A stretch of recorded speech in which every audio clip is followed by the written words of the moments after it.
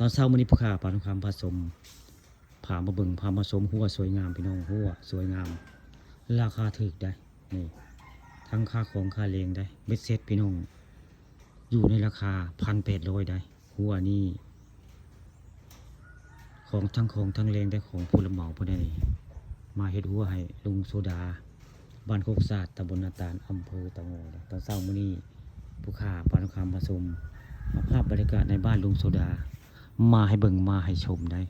ไปต้องการเฮ็ดหัวคักหัวงามต้องจ้างผ่านสร้างพันธุ์คำขาได้ว่าสร้างรัดคำขาได้นี่ราคากันเองพี่น้องซ่องละ 1,800 ได้ความกว้างของหัวเพิ่นก็2.50 เมตรได้นี่คักงามต้องสร้างรัดสร้างพันธุ์บ้านคำขาตำบลนาตาดได้ตอนเช้ามื้อนี้เอาภาพบรรยากาศเขาเจ้าเฮ็ดหัวอะไรนี่ผีมือสั้นเลือดนี่เล็กกับใหญ่แต่ประเทศไทยนี่เล็กนี่ไม่เล็กน้อยได้นี่มาตรฐานพี่น้องผีมือสั้นเลือดได้การเห็นบริษัทเล็กน้อยได้นี่